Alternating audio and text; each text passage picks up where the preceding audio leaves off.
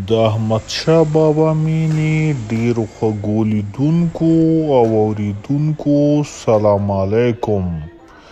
دا د احمدشاه بابا مینې عمومي وارډ دی. دغه سړک د احمدشاه بابا مینې دوهمې څلورلارې او غازي ایمل خان مومند څلورلارې ترمنځ حصه ده.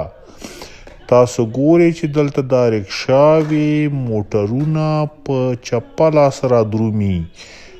دغه چاره په سیمه کې د پیښو او حادثاتو سبب ګرځي چې تل له ځان سره مرګ ژوبله لري.